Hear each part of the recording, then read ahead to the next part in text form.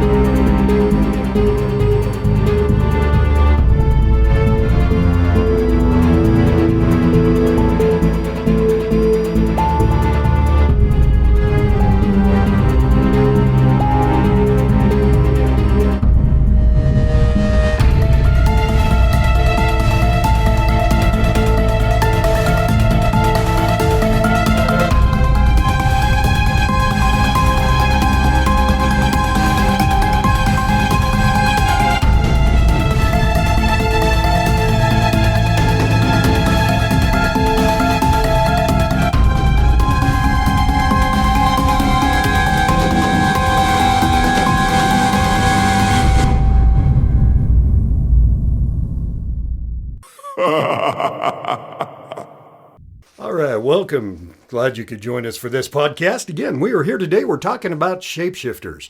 The interesting thing about shapeshifters, they have been known throughout history, all different cultures, all around the world. Just a brief list of some of the places where we have had shapeshifter lore come from. We have shapeshifter lore from India, the Philippines, Tatar, Chinese, Japanese, Korean, Somali, South Africa, Trinidad and Tobago, Argentina, and Chile. All have. Absolutely amazing. Absolutely amazing. They all have some level of shapeshifter lore, history, culture involved in their mythology. They have similar characteristics, too. And they all have similar. That's the interesting thing, is that all the shapeshifter lore have similar characteristics. So before we go any further, what is a shapeshifter? What are we talking about? Well, one of the definitions is that a shapeshifter is an entity that has the ability to physically transform through an inherently superhuman ability, divine intervention, demonic manipulation, sorcery, spells, or having inherited the ability. So a shapeshifter is an entity that transforms into, well, pretty much another being. Probably the most common one that most people are familiar with would be the idea of the werewolf. Somebody who starts out as a human and then transforms into a wolf or canine-like creature. That would be a shapeshifter. That's one of the versions of shapeshifter, but that gives you an idea of what we're talking about, is actually changing into another type of being. To a lesser extent, maybe his popularity or being considered a shapeshifter, the lore of the vampire, where the vampire would turn into a bat to escape, is another version of a shapeshifter. So, but we've got lots of different versions of shapeshifters. We've got a lot of history to go through, a lot of different cultures we can talk about. So we're going to get started into that. So. Yeah, Mark, you were speaking about the werewolves, and I found it interesting. I was researching the Celtic side of the things, and there's actually a village in Ireland that the whole village, allegedly, could change into the wolf, right? Like, what is that, lycanthropy? Lycanthropy, right? Yes. And so they had, and they would change off. So it was a 7-year job assignment, and certain people within the village could change into the wolf, would change into the wolf, and they would hunt animals and, domestic and wild animals. If they didn't get hurt during their 7-year stint when they had changed into a wolf, they would come back to human form. So they were like wolf the whole time. They would come back to human form, and then somebody else in the village had their 7-year stint. I thought that was kind of interesting. And this was recorded in, several thousand years ago. And it was just part of the whole village. So, yeah, I'm beginning to wonder if American Werewolf in London story came from maybe somebody reading about that whole village. It's So. Shakespearean at least. Yeah, it's got a Shakespearean flavor to it for sure. Yeah, I thought it was pretty interesting. So, I was amazed with the Native American one. It listed everything, but it seemed that the Navajo used it as kind of a power play for curses, if you will. So if you did ill to someone, they would curse you and you would become a skinwalker or whatever it might be. So they weren't doing it; they're cursing someone else. Mm-hmm. Interesting. Yep. Huh. Carrie, what did you find out? Did you have any? Well, when I was going into the Spanish side of it or wherever, it took me back to the Navajo. Oh. I mean, it all is based back to that part of it. But yeah, the original or whatever, they considered it a medicine man or somebody who had achieved their highest level. But then they had to do something very horrible like kill immediate family. Because that was their power, was to use it for bad. So the person who was the shapeshifter had to kill immediate family. Interesting. Yeah, they had made it to the highest level of priesthood or whatever you want to call it. But they also don't talk about it. The Navajos don't. It's bad juju to talk about it or speak of it, or they think it brings bad things on them or their village or... That's what I ran into too. And it's taboo. You don't talk about it. This is not something that they even appreciate us talking about at all. well, a lot of the what little I ran across about the Navajo tradition or Native American tradition is that the skinwalker is generally a name that was given to a medicine man or a spiritual person that had gone bad, that had for whatever reason used their powers for evil So instead they're of good, like the instead of rogue healing. medicine man? Yeah. Okay. So, Interesting. so somebody who had the powers of a medicine man, and that was their great spiritual, their spiritual leaders for the different tribes. And then, but if they started using their powers for negative reasons, for dark reasons, then that's when they went down the path of becoming a skinwalker. And around here, well, here in the United States, I think a skinwalker is one of the most popular current versions of shapeshifters we have. Yeah. When we talk shapeshifters, I think skinwalker, for anybody who studies the paranormal, that's probably the first one that comes to mind. It's a scary name. It is. It is. Yeah. It is. So that's one of the most popular ones that we have around here now when we're talking about shapeshifters. They do go to the skinwalkers, and that's part of the, again, going back a little bit to the werewolf. I've heard a lot of stories where they will take type of a canine type of form. So. Yeah, this particular village I was talking about in Ireland, it's that there's some stuff written about it called the Werewolves of Ossory, and it's this whole clan within this village, and they do the 7-year hitches. But what I didn't realize when I was doing some of the research on this stuff, it wasn't just werewolves, but how many of the Celtic legends people turn into cats, goats, dogs. I mean, it's not just the wolf. Right. It's all kinds of things. And I don't know that there's anything that's like, I would like want to be an eagle or something really cool, so I could fly over everybody. But knowing me, I'd have fleas and I'd be a dog. But I thought it was pretty neat that, and I hadn't even heard of some of the terms that they'd used. But it is in every culture before they communicated with each other, right? So where's legend break in reality? I mean, how can you have the same legends on different continents when they really didn't have the ability to communicate? They had trade, but Right. it's fascinating. It is, because a lot of these cultures, well, they're separated by time and distance so far that there's no way they could have communicated. Right. And some of the earliest known that I come across is Greek mythology. Goes way back to Zeus, and this is where the lycanthropy came from with the werewolves. King Lycan, Zeus turned his family into canine type I didn't know that. dogs, yeah. Interesting. So it's been around, that long. But then again, a lot of these, when you're talking the history of the world, how many people had access to Greek mythology? How many of these different cultures had access to this information that they could have developed their own,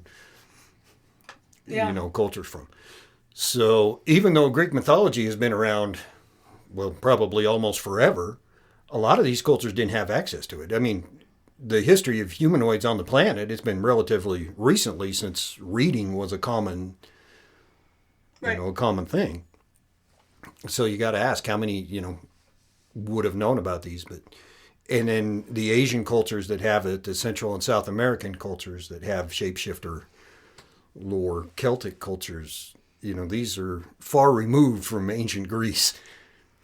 Yeah, you were talking earlier about an Egyptian goddess. An Egyptian goddess. One of my interesting things, I ran across an Egyptian goddess, and I chose Egyptian because, as you know, I'm a demonologist, and when you study demonology, you're not into that very long before you end up in Sumeria, which is area we now know as the Middle East, and Egypt.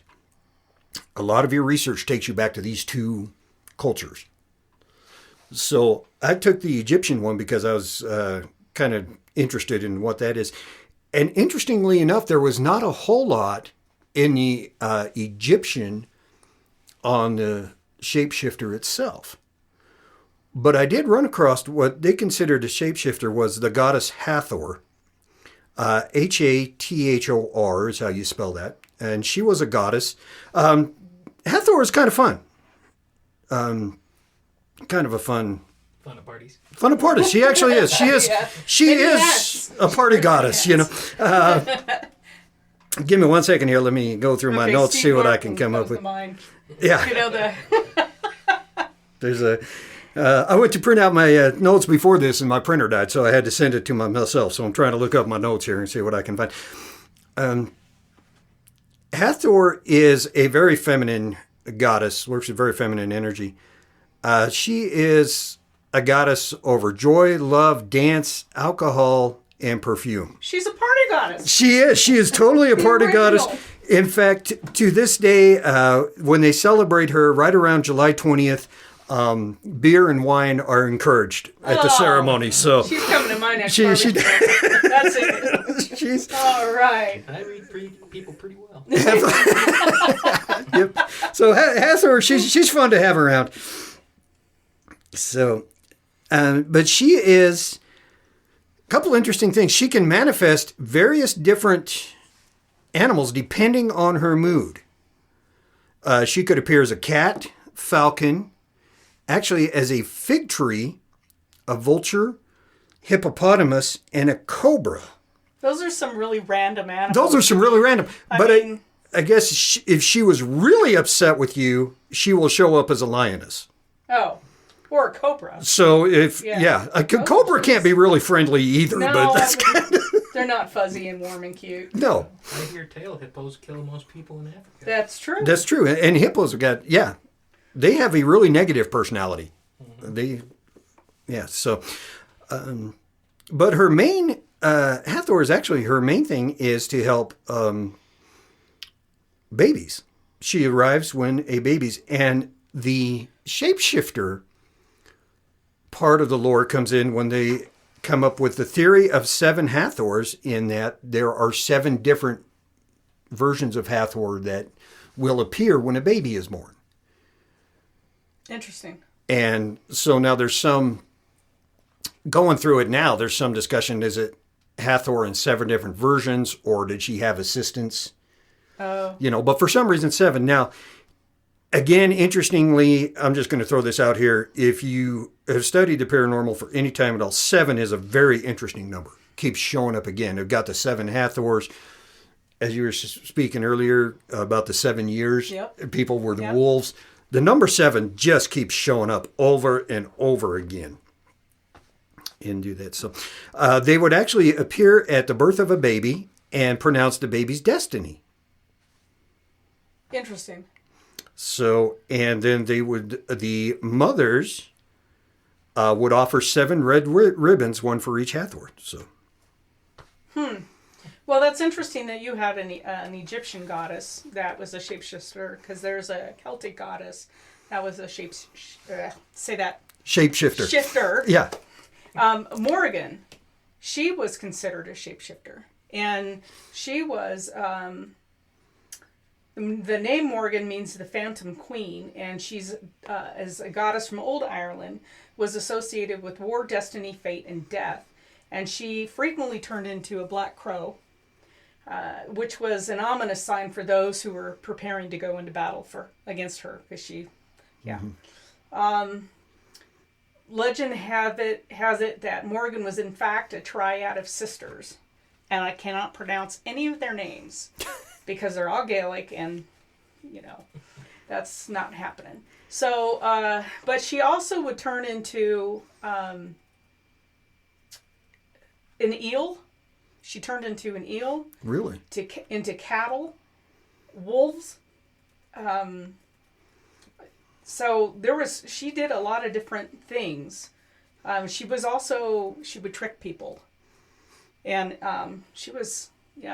didn't sound like she was a real warm and fuzzy gal to have around at your party. But, so that's interesting. What have you found, Tim? Well, I found that Native Americans like to remain mum on the subject. But I found this. It said, in Navajo thinking, all good things in life result from respect for the harmony of the universe, known as Hazho. An orderly balance governs the actions and thoughts of all living things. Like any other ideal state, this can be difficult to maintain, whether conscious or unconscious, or the result of a skinwalker. A transgressor can result in illness, misfortune, or even disaster, and can be remedied only with a prescribed ceremony to the offended deity. Unlike Western medicine, Navajo cures are targeted at body, mind, and spirit, calling on the patient and divine people to restore his harmony with the world. So, in my looking at the traditions and things, it seems that bad association, bad juju, if you will, is just about always attributed to some sort of shapeshifter or skinwalker. And you have to go to a good medicine man to figure out how to find or how to fight it. And then they do whatever ceremony that they need to do to cure the person of their bad juju. And that's why it's really hard to have Native Americans talk about it. I work in a barbecue trailer because that's what all the cool people do. And we had an elder, a Native American elder, come this week. And I said, hey, I have a question for you. What do you think of shapeshifters, or the Native American lore of the shapeshifter skinwalker, if you will? And he looked at me and he said, if you knew, you wouldn't ask. And he grabbed a sandwich and he walked back to his truck. So I guess I don't want to know. So, we have, for those people that are listening in podcast land, we have a local reservation, which is the Shoshone and Bannock tribes. And there's a couple of things that happen out on the reservation. And I know people who have seen one of these things, and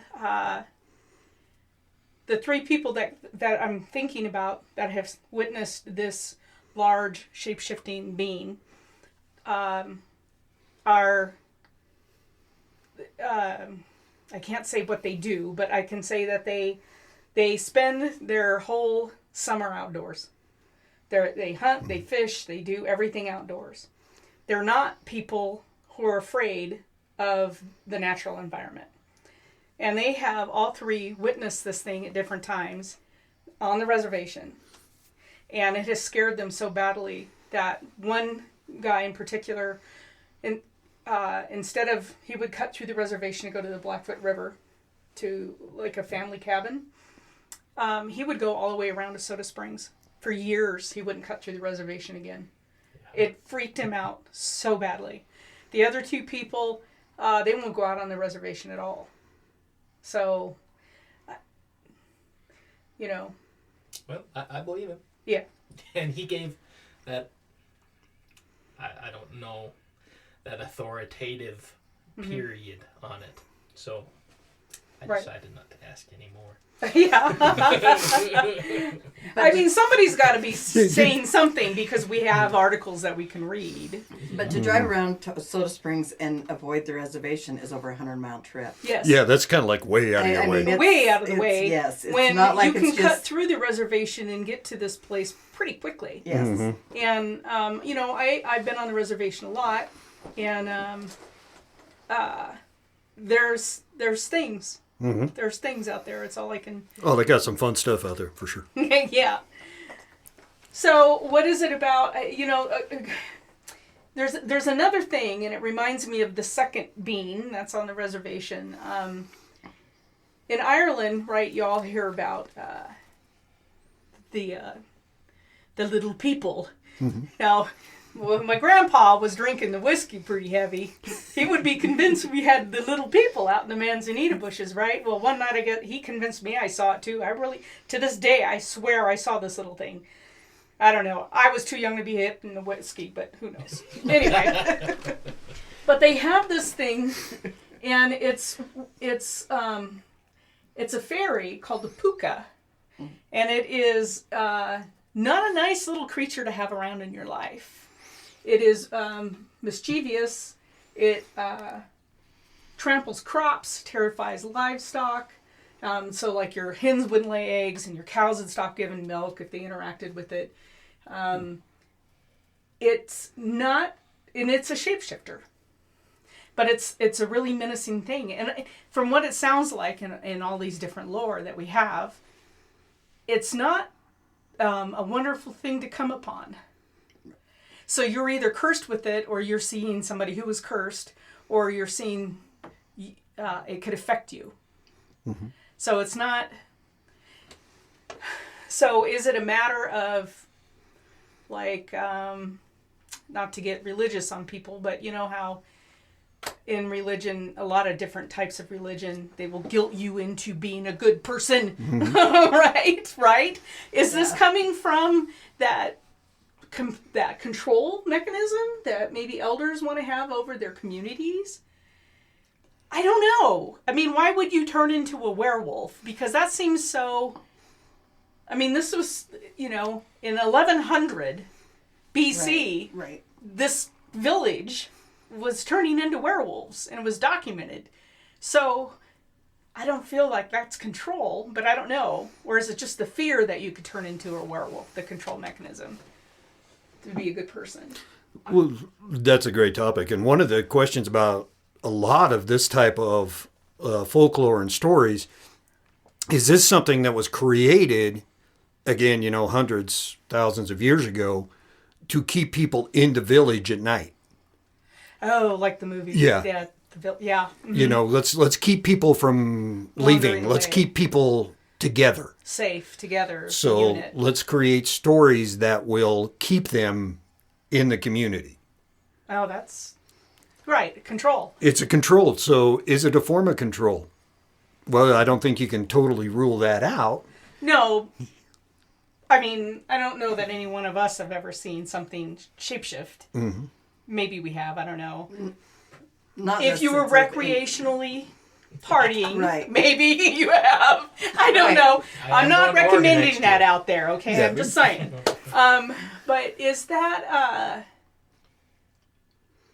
I have to believe that in every legend there is somewhere a seed of the truth. Well, yes. But on the other hand, like having kids, there's the whole truth. There's the truth that you have to say to get you out of whatever happened.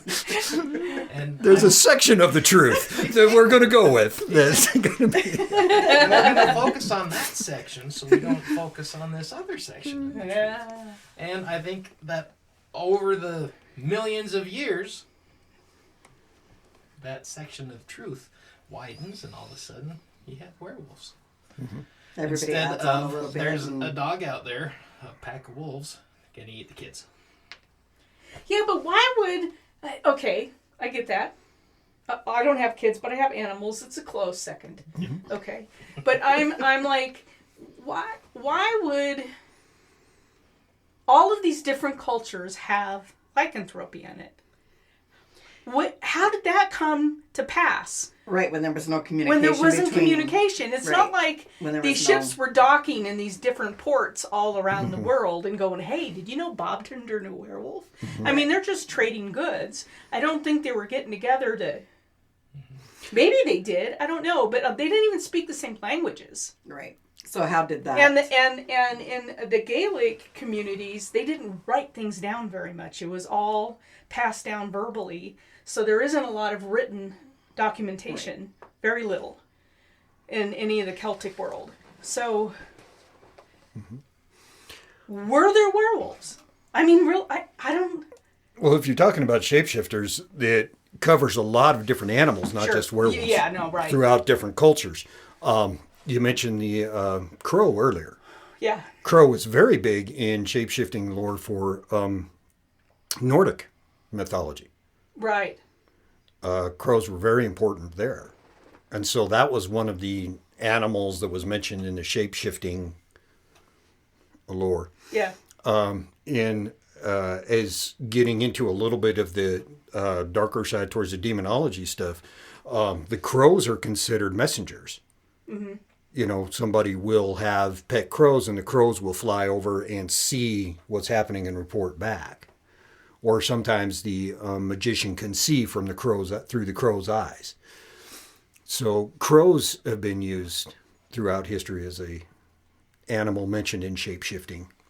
Right. And different things like that. So I think the legend of the shapeshifter comes from all different cultures, but I think the specific animal changes depending on where you were. Northern Europe, and that probably came a lot more for the werewolves. But I think a lot of them, we've also seen cobras mentioned.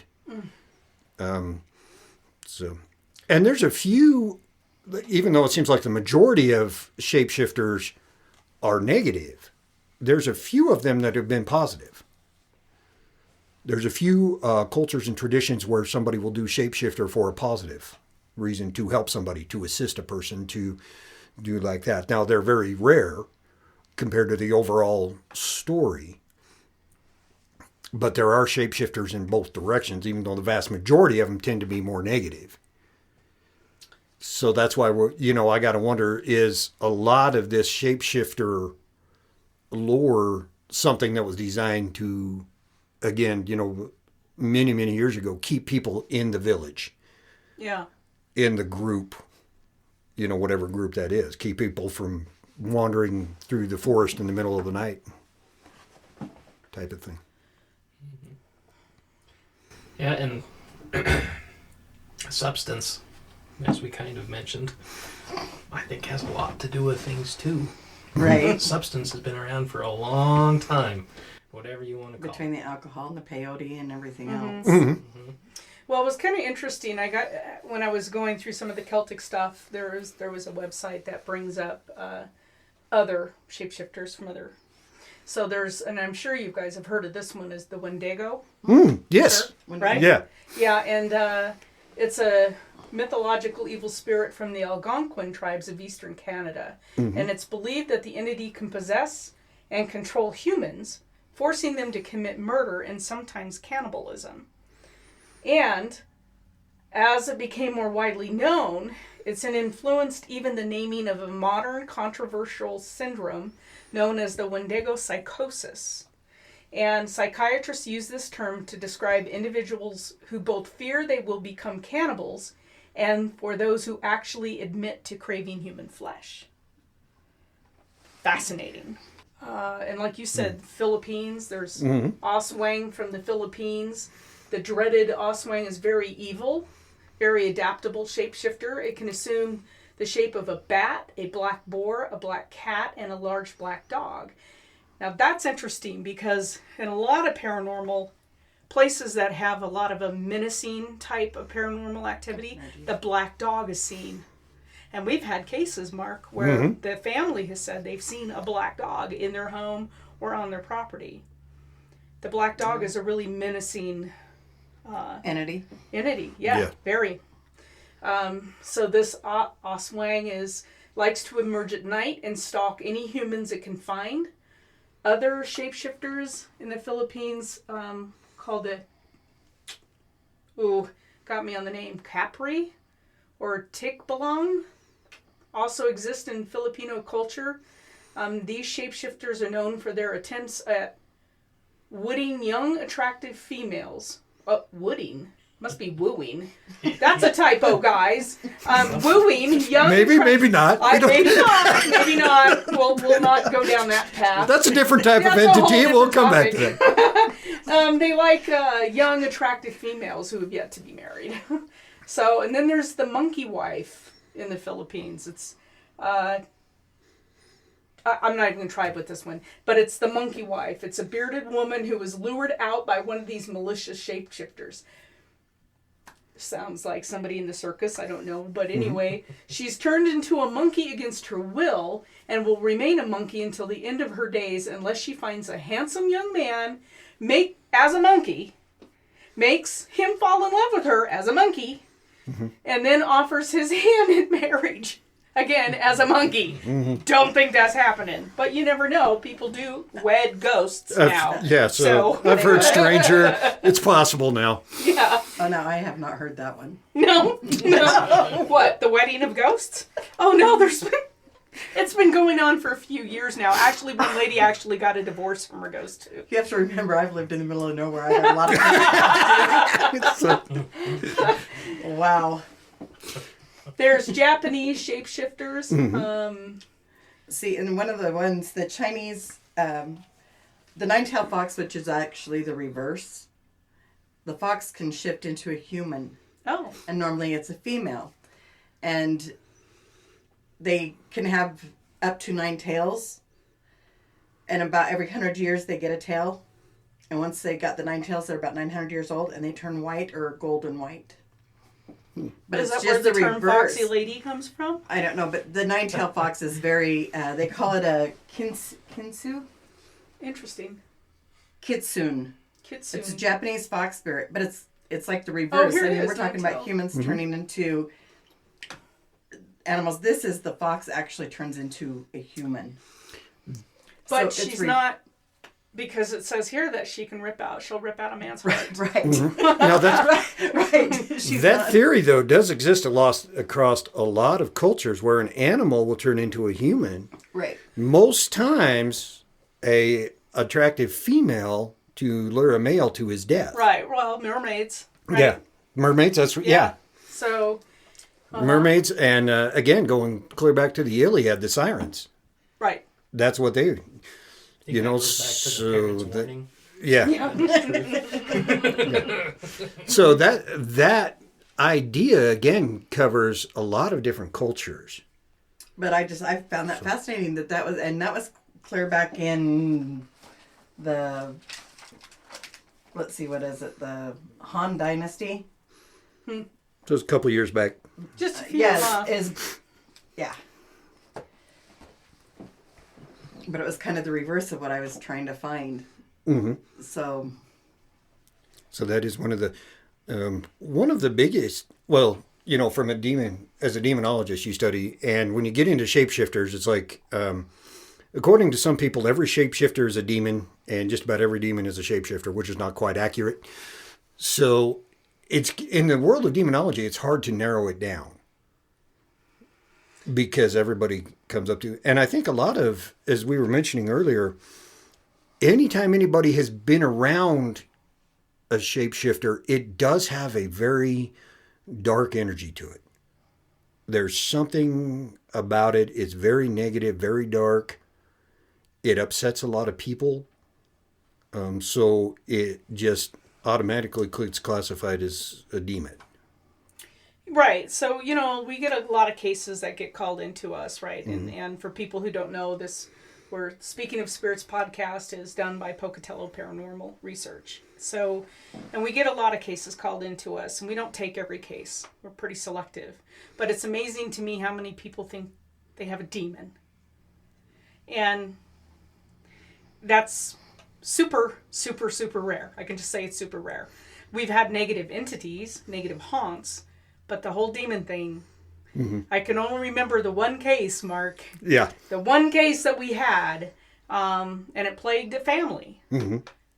And this thing would mimic a little girl. Yes. So, shape-shifting, little girl. It was not friendly. It was not friendly at all. And it took a lot of work. And I don't think the family will ever be rid of this thing.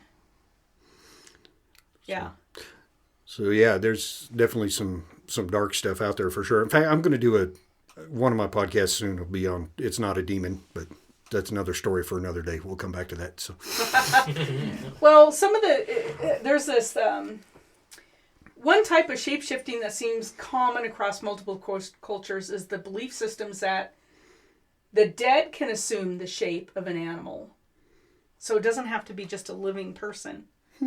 And I thought that was interesting because I don't know. They say that this is a common belief system. I've never heard of that, where the dead come back and take the form of. I have had my animals who have died come back to me. Right.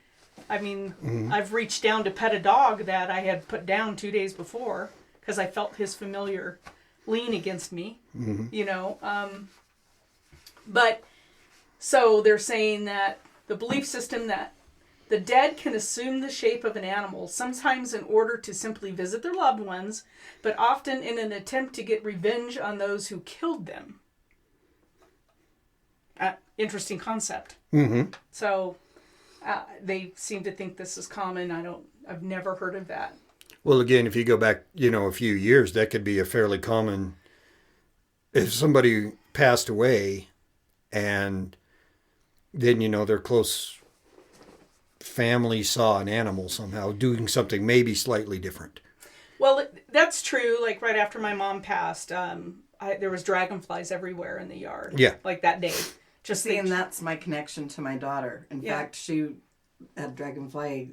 I mean, that is my connection to her. That was her and I's connection when she was here. Mm-hmm. And so, yeah, it's amazing how they do show up on days that you almost need them. You need them to be there, and all of a sudden they're there. Yeah. So I do believe that does happen with people, or butterflies, or different types of birds, or things like that. I do believe that's how they're letting you know. And a lot of times maybe it'll be something not normal, like seeing a butterfly maybe in very early spring, when it's not a normal time to see them. Right. Out of character. Yeah. So something out of character. So I can see where a legend like that could come from. Well, it's amazing what animals are, too. They have senses, too. Just kind of a third-party perspective, if you will. I worked at a funeral home for a while when I was a teenager. And I'm pretty good with dogs. I like dogs a lot. Usually, good. Dogs like me, okay. And there were 3 different times when I was at the funeral home where there was a stray dog guarding the back stairs. It wouldn't let me approach. It wouldn't let me do anything. 3 times to the same stairs. Different dog each time? Different dog each time. And they were guarding it aggressively. And so I had to call the pound all 3 times to come get the dog. Oh. That's really fascinating. So it's a crazy world out there, folks. I mean, you hear of, like canine handlers in the service. If they're killed in the line of duty, and the dog won't leave the grave once they're buried. Animals have a connection, definitely. So, but do you think in those cases the dogs were shapeshifters, or do you think the first time I thought it was weird, and it was a big gnarly Rottweiler, and I thought it could be a little scary. It was scary. The next 2 times I thought this is becoming a pattern. So I asked the folks, and none of them seemed to know if the deceased person had that type of dog or had been around it or even liked dogs. It just seemed to be coincidental. Yeah. But it wasn't to me because it was the same set of stairs. And it was the door we had to go into to turn off the alarm. There wasn't really another option. So Well, it's also interesting that the dog would be right there at that specific door. Exactly. Yeah. So, do I think it was a shapeshifter? I have convinced myself that it was not.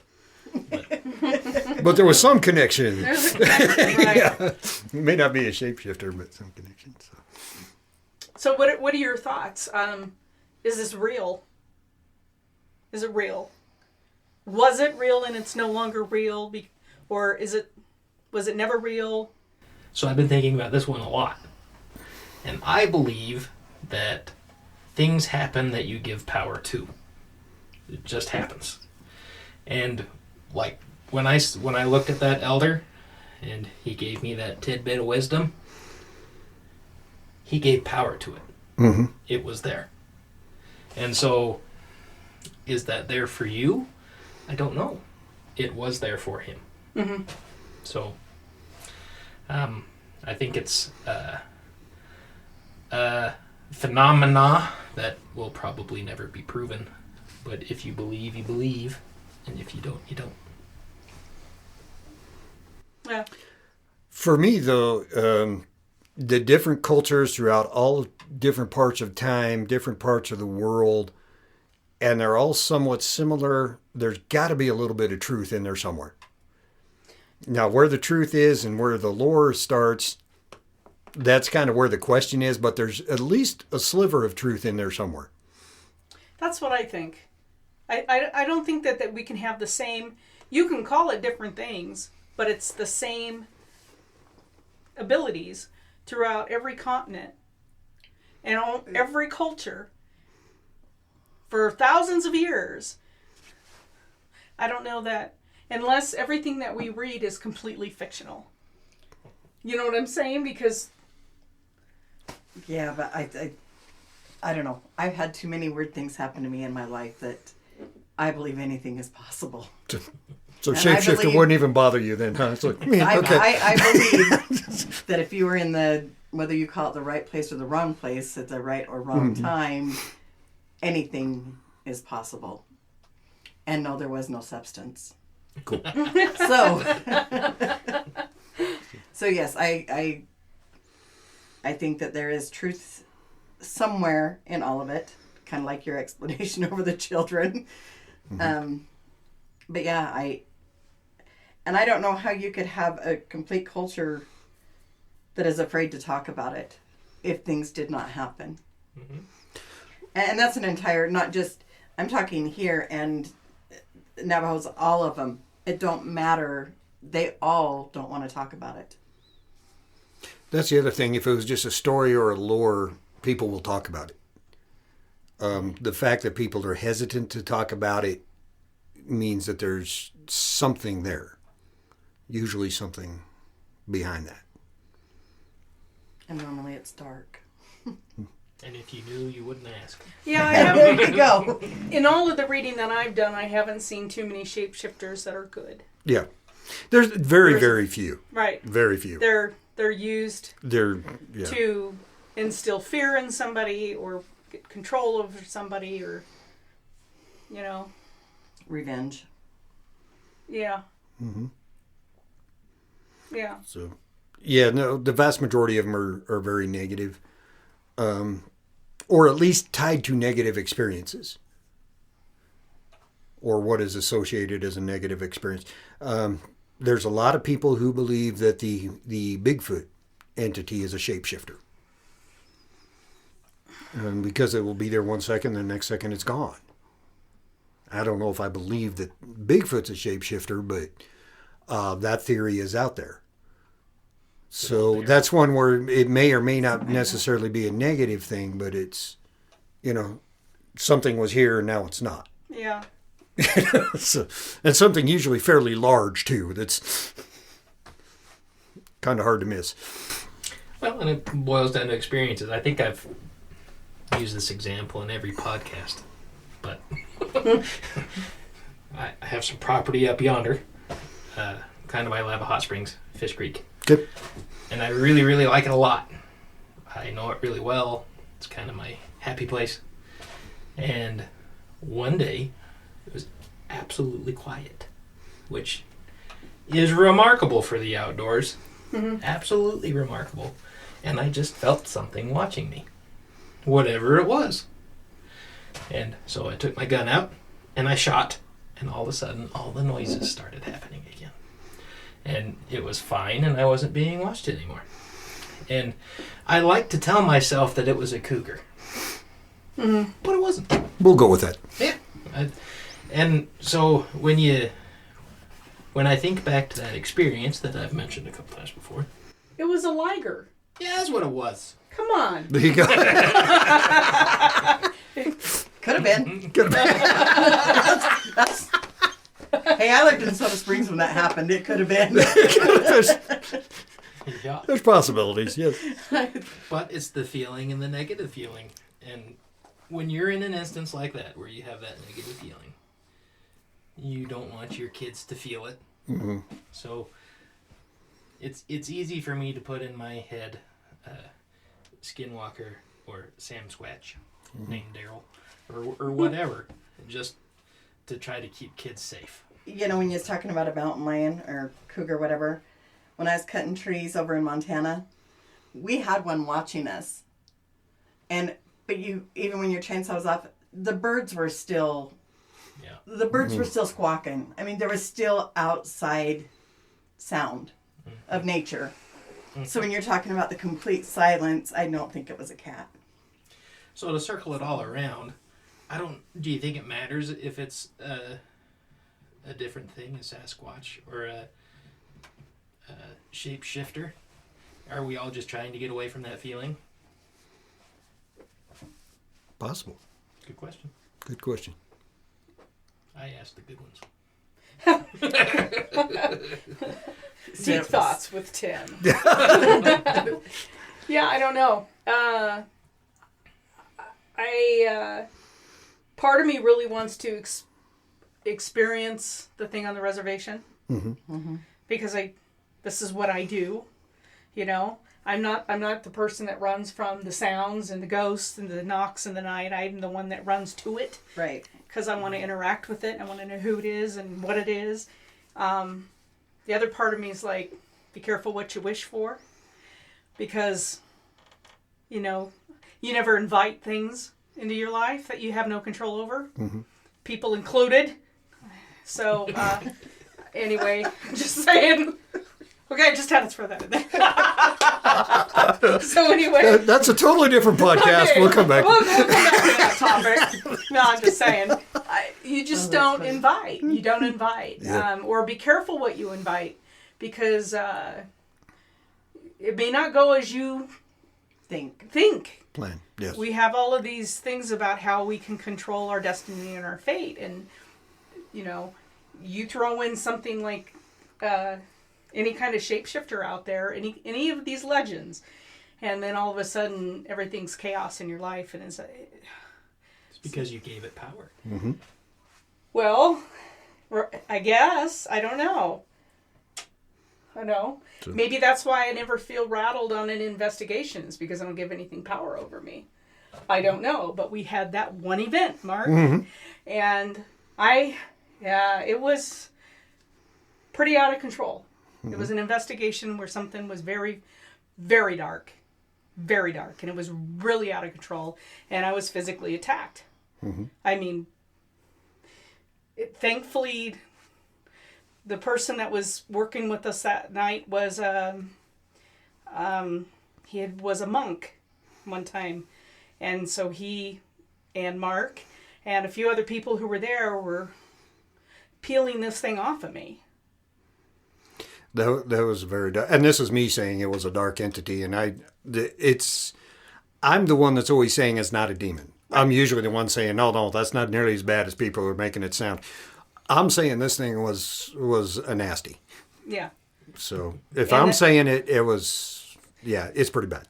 Yeah, and it's not one of those things, you get involved in something like this, you know, people call us and we'll go out and we investigate, and we work with the family a few times, and I know they're still plagued by this thing.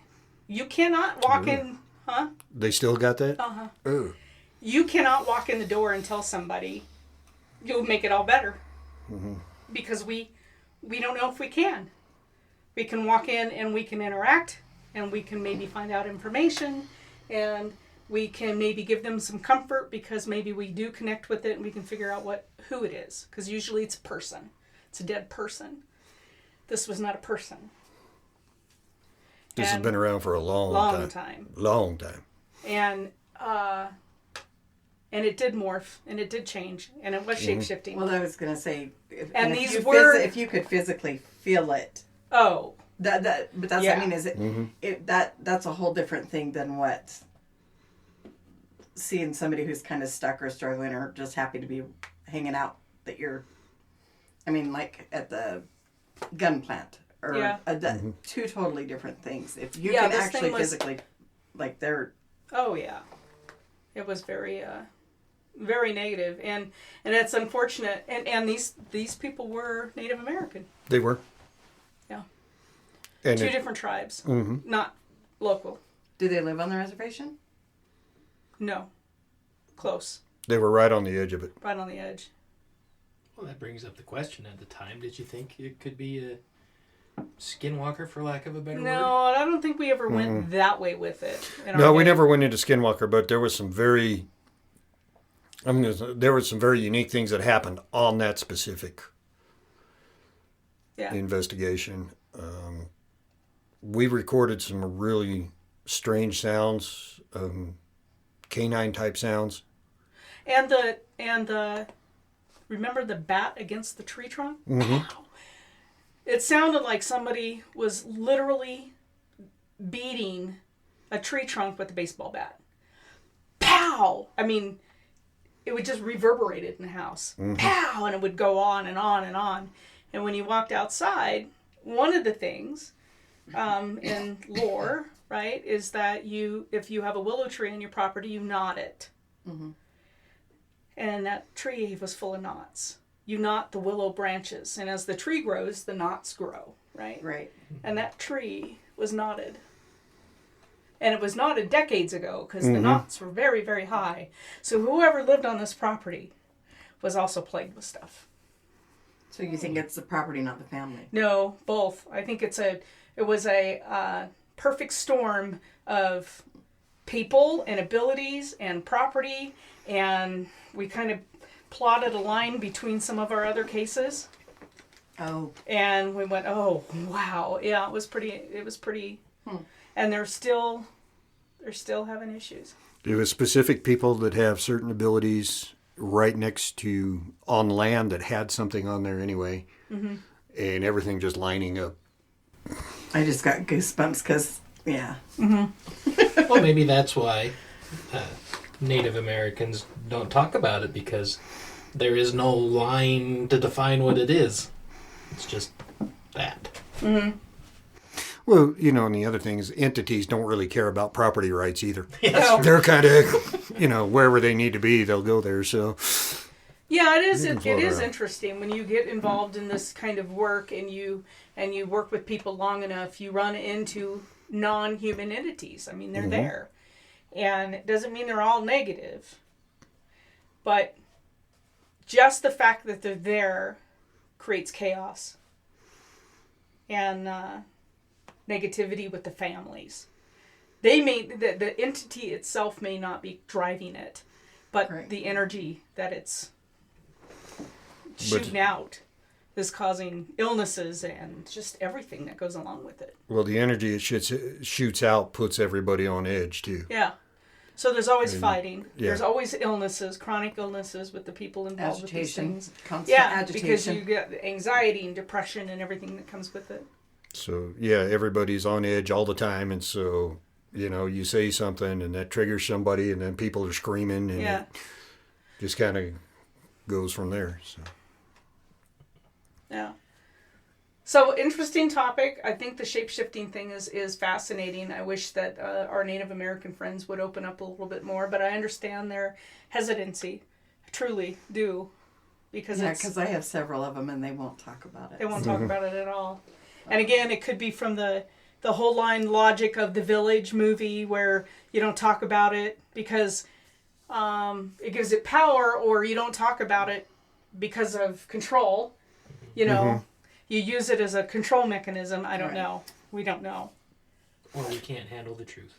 And there's, You can't handle the truth. Yeah. Well, that could be part of it too, is that even if we told you, you wouldn't believe it. So we're not going to, Have this yeah, conversation. we're just not even going to go there Yeah.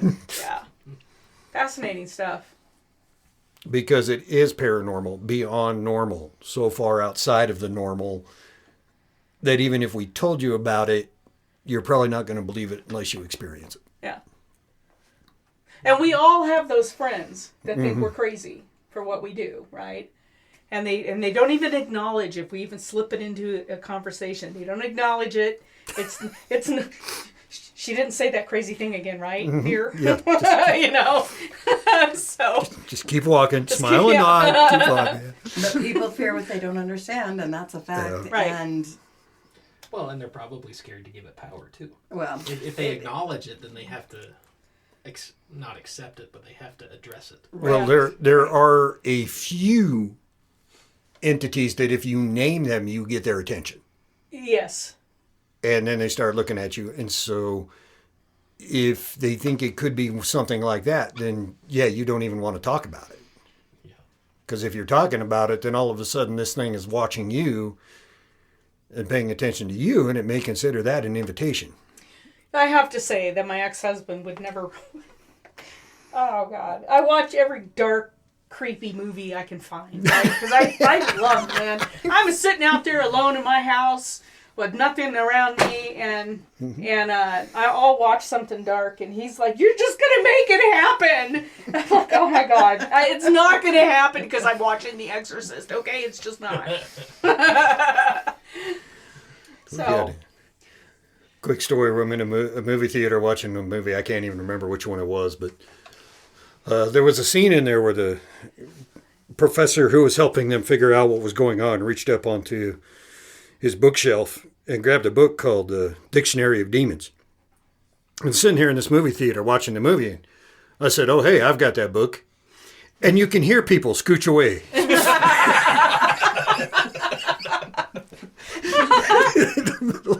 you lost your friends. Yeah, man. You could just hear this rustling in the movie theater as everybody is scooching away. Nice. Oh, that's funny. Shapeshifters, they've been throughout history. They've been through different cultures. They've been all around us.